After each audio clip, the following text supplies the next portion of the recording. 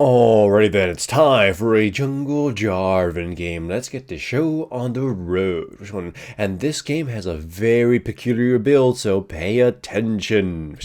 Anywho, as you can see, I'm using this real ugly Jarvan skin, which is too bad, really. That said, if you want a chance to win some better skins for any champion you want, head over to Club GG using the link in the description below. Club GG is a free app that lets you take on challenges such as highest kills, best KDA, and most CS in a game versus up to 7 other people from other clubs on the app. Basically, you can join my club and represent Team Stonewall against other Goonies out there. Every win gives you app currency that you can use to buy skins, and every season Club GG has a new event taking place with a slew of different rewards beyond just skins. Either way, let's rewind a bit and get into the game. Alright, so this game starts off with the enemy team invading us. We just sort of run away. I don't really want to engage on them because Jarvan at level 1 is pretty worthless. However, though, we have Twisted Fate, which is one of the best level 1 fighters, so he just flanks him around and basically forces Xerath into the pit and forces Slash out. That's pretty good because they were, slowed down, and I figured Nunu would be pretty slow here, so I go from buff to buff. Kind of a little bit worried to be invaded, but not really, because he got slowed down, and I find a Scuttle Crab just for myself, taking it down with Smite. I go to check to see where Nunu might be, and I find him at his blue buff and kill him. That's ridiculously good. So, it's not really new anymore, but the new Nunu does have a very weak early clear, so it makes him prone to invasions. So that's why some of them try to do a power clear where they take their first big monster and then they take the scuttle and then they just clear around, because it keeps them really nice and healthy and potentially invading power, gives them invasion power. And this Nunu doesn't really get that memo all that well. He did take the scuttle, but whatever. He ends up getting himself killed and getting the Xerath killed as well. So we have a really strong early game right now.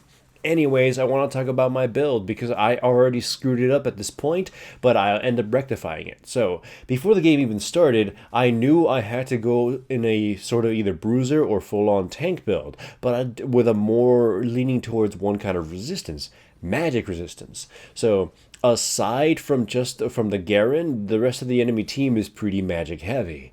I know they'll still do some 80 damage in the form of Varus, but it's pretty magic-y. So the idea is that I have to survive a huge round of burst and try to use my crowd control as much as possible. By the way, here I EQ'd over the wall and ulted him. I just had bad map control when I was recording this, but it leads to 2 kills against the Varus and the Xerath, so hooray. But anyways, essentially, my team comp suffers from the fact that we're pretty low in mobility. And we're very mid-rangey. We fight very close to the enemy. Like, our range isn't all that spectacular, and we only have one front line, really, with me. However, it can work in our advantage because we have a lot of spammable crowd control quite early. From mostly Twisted Fate and some of it Lulu.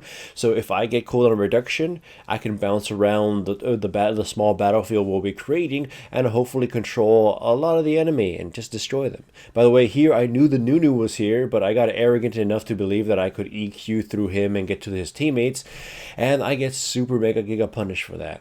In fact, the EQ messes up because I panicked with my mouse and I threw the flag in the wrong place. So yeah, I get punished and I deserve that. But anyways, the enemy team, on the other hand, suffers from having obviously not a very varied sort of damage. Well, not that much varied damage, and the Garen himself is not enough to make up for being one of the only real sources of AD damage.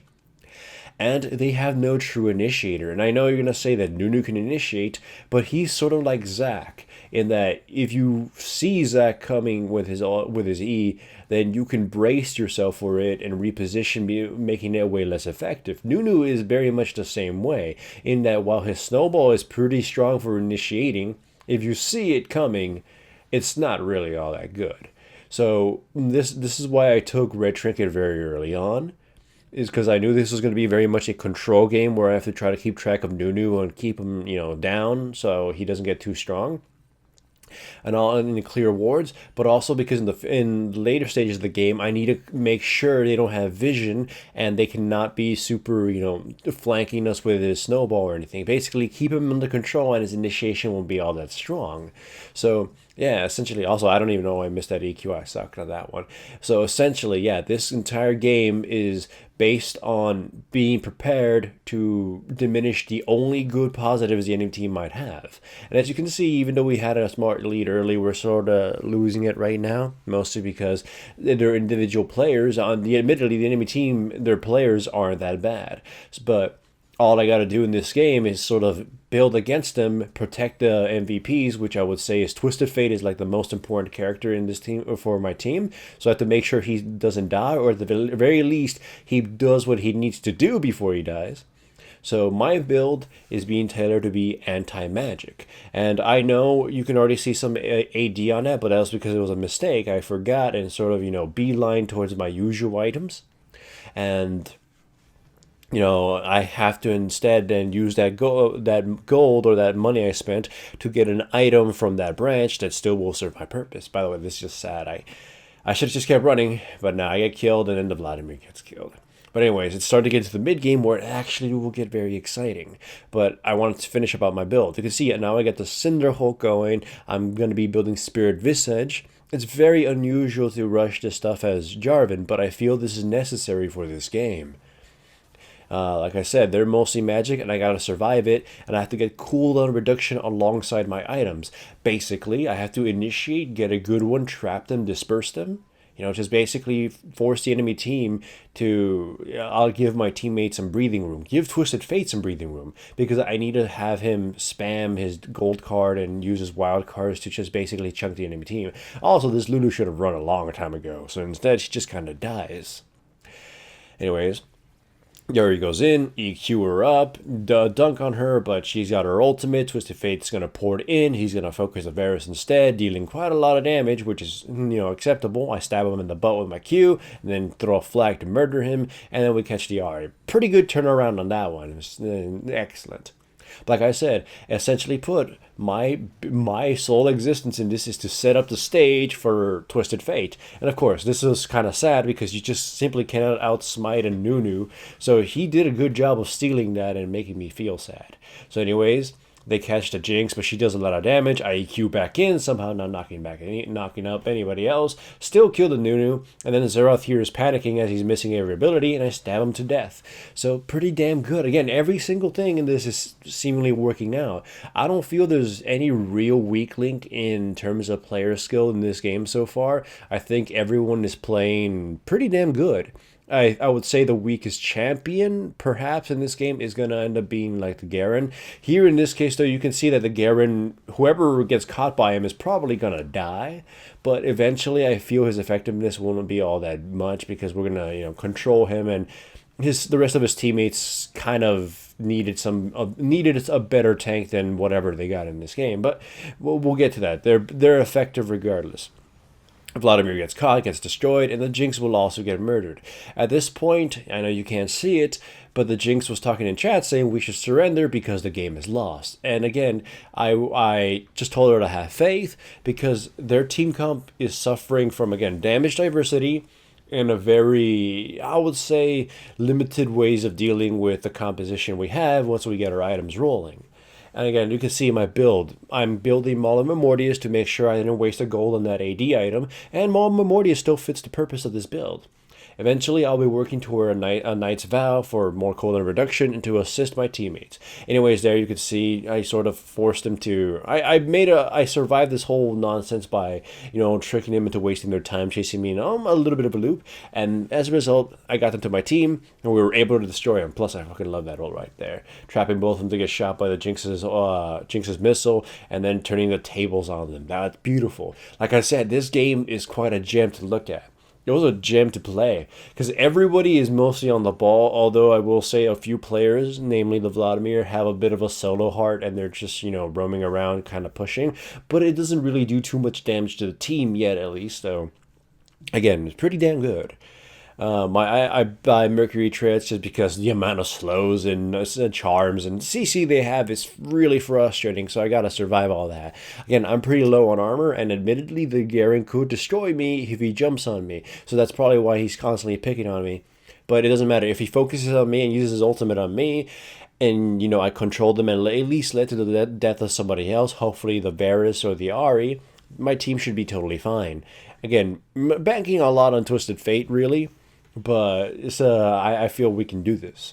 The mid game, again, 16 to 16. The farm disparity isn't all that massive. I mean, on some places it is, but it's sort of evened out by everybody else. But so it's a pretty glorious game. Like I said, though, the Vladimir has a sort of solo wolf kind of heart, and he keeps getting picked off and killed. The rest of us are now forced to sort of defend from this, and I'm on the sidelines. We're going to be waiting for a sort of flank.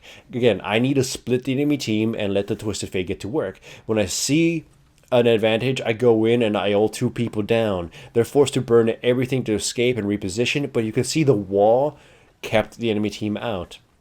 It forced them to disperse, and they were not able to sort of figure out what they all wanted to do, and their indecision caused them to pretty much get swept up. Again, the good initiation trapped their 2 most important characters, making them as ineffective as they could have because they were focused on survival, and then the rest of them got picked off. We go for Baron, they go to try to stop us, but I knew that was likely going to happen. I was planning on taking the snowball if he had charged it up in the face, though I figure he probably ended up hitting a wall or something, which is why he didn't do it. But yeah. We get Baron, we retreat, all is good and dandy. Now we have obviously a very significant advantage. Going back, you can see, right at this point right now, I was debating what item to buy. I need to buy some armor, and because just to make sure I don't absolutely get killed by both Varus and Garen, and obviously more cooldown reduction to try to get it to 40%. Also having Ultimate Hunter is pretty good on me. And there I initiate again. And it catches them off guard, and I take their magic damage, basically tickles, and Garen here, like I said, at this point he's super ineffective because Twisted Fate will just kite him forever. Like, even if he doesn't, even if Twisted Fate becomes ineffective, the Garen is their only real front line, and it takes a lot of effort to even basically tickle me at this point, so I get to basically force them off or constantly engage on them. This is my build working out how I wanted it to, how I planned from the very beginning to basically have it. Yeah, just essentially ignore Garen or put him in a position where he can't really be effective, and just push through the enemy constantly, taking all their magic damage, forcing them to put their abilities on cooldown against me. Because if they don't do that, I will stick to somebody, trap them, and probably do a lot of damage. So I love that. It's one of the reasons I love Jarvan, just because his builds can be so varied, because his core kit is extremely strong. Also, while my teammates here get sort of eviscerated because they're getting wanted to destroy the Nexus, I will mention something I should have probably mentioned at the beginning of the video. So people have asked me, like, Stonewall, why don't you talk about your runes anymore in your videos? It's because you can see what keystone I take very, very easily. And honestly, I mean, the keystone is the only real thing that matters, with a few exceptions of some runes. And most of the time, you'll know which ones those are. So runes are mostly just kind of flavor now. Again, outside of keystone, it's just kind of whatever you feel like taking. So, and it's not really that very varied. It's kind of the same thing. Anyways, taking dragon easily. Must have Twisted Fate flank the Zeroth, destroy him. It's pretty good. I try to flank from around. Obviously, I'm not going to go on the Garen because he will destroy me. However, though, I do get a little bit too overzealous here and jump in on them, thinking I could grab them. And mostly, I think the Garen is what destroyed me there. He basically put myself in the Beyblade arena there and got destroyed. But as you can see, even with me dead, my team not really having a front line, the Twisted Fate is extremely threatening to the Garen. The Garen tries to go gung-ho on them. He gets polymorphed and everything. You can see he was basically shoved off. Nunu then tried to follow up on the Garen and got destroyed for that. It's just not good. They needed a faster front line. Their front line is very sluggish. They had no real initiation against my team comp, which is very strong together in their little rangy fight. Having a very consistent range of where they can fight allows them to basically assist each other whenever something is needed. Like I said, Twisted Fate and Lulu basically create this ridiculous wall the enemy team can't get through, and with me being able to puncture through them, I can force who gets through me, or I can decide who gets through me and who gets trapped and shoved out by me. So I was giddy with this team comp because I felt we did have some clear weaknesses in our range and whatnot, but I felt it was very compact, that it would be when it came down to team fights, it was going to be really, really brutal for the enemy team. Here, I poorly engaged into the Zeroth, and he flashes anyways, so it's kind of funny. Did I fail? No, technically, but anyways, Vladimir gets engaged and almost absolutely obliterated and forces me to go in just to try to protect him. Thankfully he's got his little blobby and we're able to at least kill somebody. But although this is an extremely messy fight for everybody around, but you can see the Twisted Fate is pretty much the MVP at this point. Just letting him run around and do everything in this with the range he can fight, as long as I can control everybody and scare them off, or the Lulu when she's alive. It just allows him to basically tear through the entire enemy team. I feel the enemy team didn't prioritize building against him at all, which they probably really, really should have, and against the Jinx. So they're getting punished heavily for it. And as a result, they pretty much just lost at this point. It was a really well fought game, honestly, from both sides. I just feel that their poor itemization and having no front line is what ultimately did them in. If they had better of both, it would have probably been a lot different of a game. By the way, I love that. Using the flag to teleport to and allowing us to get the Nexus, that's quite the finish for this game. And anyways, hopefully you enjoyed it. I thought it was a wonderful game, and I loved it.